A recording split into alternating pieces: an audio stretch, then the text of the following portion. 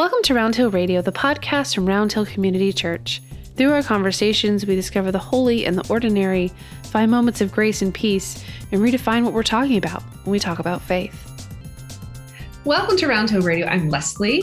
And I'm Dan. Hey, Dan. Thanks for joining me today. Thanks, Leslie. Always fun to be on. Appreciate it. So tomorrow is Earth Day. And we've had a couple podcasts sort of touching on Earth Day over the years. And this one, we're being really intentional about talking about it. And one thing I've picked up is that Earth Day as a celebratory set-aside holiday is actually fairly new, isn't it? So Dan, will you hit us with some facts? Hit you with some facts, some knowledge. Yeah. So Earth Day began in 1970. So it is relatively new, and it's been celebrated for the first couple of decades just here in the U.S., and then eventually it grew to be this global celebration. So it started in 1970, but there was a little bit of context and backdrop, which I find fascinating. So in 1962, I think it was, an author named Rachel Carlson wrote a New York Times bestseller called Silent Spring. So this is in the 60s, and this was during a time of protests and student movements and marches. So this book, Silent Spring, sold something 500,000 copies in 24 different countries. And what it did was it raised public awareness and concern for all living organisms, concern for the environment, and especially it linked pollution and public health. And people maybe had been thinking about this, but it really showed the linkage and the data linking those two things. So there was kind of in the 60s, this sort of outcry as this more information is getting out there. And then 1969, and this is where the story really gets interesting. One person, a junior senator from Wisconsin, Senator Gaylord Nelson, was very concerned about the environment. And so around the same year, he witnessed, I don't remember this, but history remembers this, the huge oil spill in California.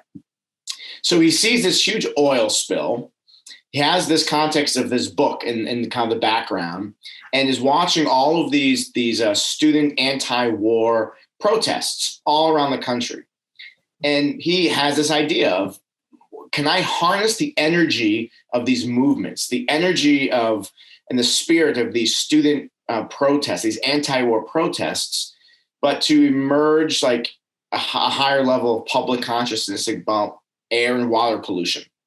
So he announced, this one senator, the idea for, they called them teach-ins, a teach-in in campuses all across the country.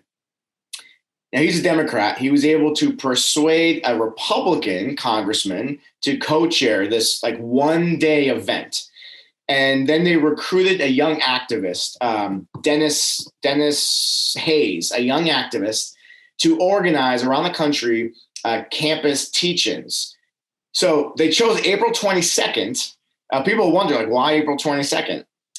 Simply because it fell between spring break and final exams for colleges. So they want to maximize the greatest level of student participation. So that's why they chose April 22nd. Yeah. So that was the first one, April 22nd, 1970. And it was small grassroots kind of idea for a one-day teach-in event. And, during that day, they mobilized, thousands of people across America to kind of go to the streets, go to their parks, to clean up, to teach in the classrooms. And that started the very first Earth Day. So over time, the staff grew, the movement grew, the effort certainly grew, very wide. And eventually it, became a global movement. But it began that very first time. And one senator took his faith and his beliefs and led them to action, and people heard that rally cry, and thousands of people, got involved. And I think that was that first year, or maybe the year after, shortly after, they changed the name to actually Earth Day, because it wasn't even called that the very first time. And once it changed the name to Earth Day, it got more national kind of media attention. And then maybe that next year, I'm kind of fuzzy on these facts, but 20 million Americans participated. And at the time, it represented 10% of the total population of the United States. And it might have been even that first year, if not the first year, then the second year. And that was a good percentage of people that really wanted to do something about it and to raise public awareness and in their own way to start a movement to help save our planet. So there you go. There's just a little background, a little history for you. I love that. Thank you for that. And I think, there's so much in there. I think about that single senator who, is that the Larry Rasmussen quote of, how do you approach this big problem as one person? And his answer was, stop being one person. That this politician reached across the aisle, found a like-minded individual, and they launched something together and found other people who wanted to do that. It also really makes me think about the fact that over the years, over those, 50 years, do you still do the math where 1970 feels like 30 years ago? Is that just me doing bad 2000 math? Exactly. Yeah. And I was born 1980, so I do that math. And I think, wait a second. Right. I start to realize, oh, wait, I am this old. I know. It seems like 20 years ago, something like that. I agree with you. Yes. Having also been born in the 80s, I agree with you. But that there's actually so much that's been done to help our planet. I think I get cynical, and I think I get that we as humans are so bad for our planet and that things are just continually getting worse and worse and worse. But, I think about back to that famous picture of New York City with the smog, right? Mm-hmm. Or thinking back to very timely 1969, where in Ohio, the Cuyahoga River caught on fire, right, because it was so polluted, which makes for great branding if you're a business in Cleveland. High Burning River Brass Ensemble, how are you? But it's, the fact that those things are no longer true to the same degree, that the Cuyahoga River looks like a beautiful river again, and that New York City is not completely covered in a light layer of smog that you can't even see the tips of buildings, I think gives us a sense of empowerment that we can, if we group together, we can do beautiful things for our planet. Mm-hmm. I find a lot of encouragement in that. Yeah, absolutely. And to your point, it's humans who have damaged or destroyed our planet, and it's humans who can save our planet. And it's really up to us. We have a great responsibility. And so in the 1970, there were basically, at that point, at least in America, it was 150 years of industrial kind of pollution. And, we want to see cities rise up and be more efficient in manufacturing, but that has a cost. So 150 years, mounted up, and people were seeing these stories, as you mentioned, in the rivers and oil spills and polluting factories, raw sewage and toxic dumps and pesticides and freeways, right? Freeways are great, but then it's a loss of wilderness and loss of forests, and it all has its consequences. And so, finally, one person, but they reached across political parties. And in fact, it was one of the most remarkable aspects of the whole first Earth Day was the bipartisan nature of it. And I think because there were shared values, when you can find values that are really important and people share those values, well, that can cross political alliances and religious differences. And it really can and should cross all of those. And it did. It was, so unifying the value of protecting our planet and having a healthy environment to pass on to next generations to leave that legacy. So here's something really interesting too. So again, picture this kind of small grassroots movement. It did get some national attention and millions of Americans did participate. But by the end of that first year, 1970, that Earth Day led to the creation of the United States Environmental Protection Agency, and then the passage of other things like the Clean Air Act. Wow. So all of a sudden you have, when people think, well, what can we do, right? But by even just marching or even having a small teach-in in the college campus, or just going to our parks, what are we really doing? Well, you're doing a lot just for the environment by doing what you're doing. You are having a positive impact.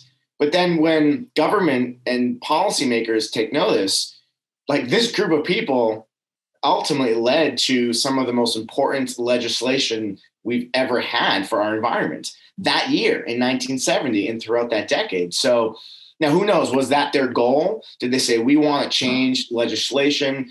And maybe it was and it succeeded, or maybe they didn't even know what the end result was going to look like, but they knew they had to do something. Mm-hmm. They had to respond somehow. And a small, like-minded group of citizens can change the world. And as Margaret Mead once said, in fact, that's the only group that's ever changed the world.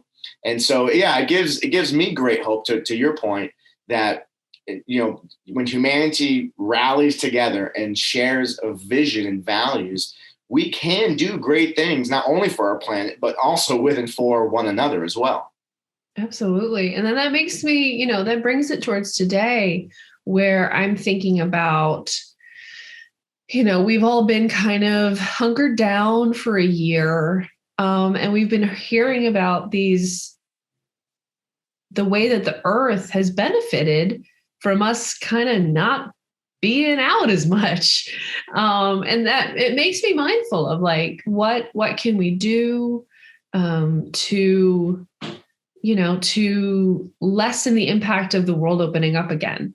And then also thinking about, you know, like so much, I know last summer and even now being outside is safer, right? In terms of like being around people, you're able to space out more, the airflow is more. And I think there's something really beautiful about the fact that to be safe, we need to be outside. And I think that's bringing a lot of appreciation for nature. Mm-hmm. Yeah, absolutely. I think we value and protect, or I should say this, we protect what we value, what we appreciate. So I would say the first thing to do is go outside, just get outside, whatever that looks like. Because you're right, it's actually safer and healthier for us to be outdoors, even when we're gathering with people, rather than indoors. So do that for your own safety and well-being, but get outside, smell that air, listen to the birds chirp, go for a walk, go for a hike. If there's woods around you, even if you're living in an urban environment, almost all urban environments have planned city parks that are remarkable. Go and spend some time and sit outside and just look around. Like, stop to smell the roses or the tulips or the lilies or the lilacs, whatever are around. And as you start to get this appreciation for creation, for the environment, I believe that all of us will want to protect that, to say, how tragic would it be if this isn't here anymore for myself, for my, you know, future family, for the future generations.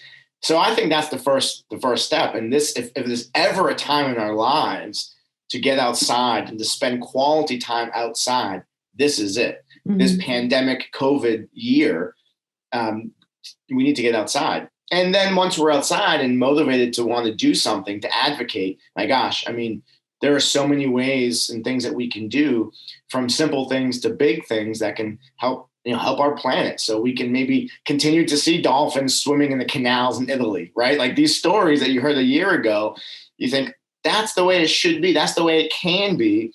What a beautiful planet that we can all be sharing together if we all just do our part.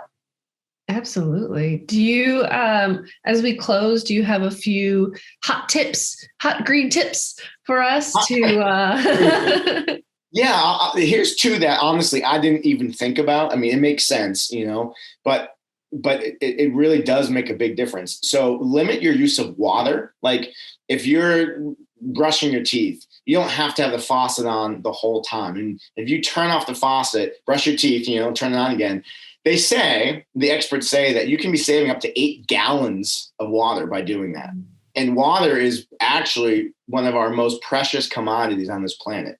We think, maybe in America, in the West, that there's an endless supply of it. That's just not true. And so, limit your use of water, take slightly shorter showers if you can, still get clean.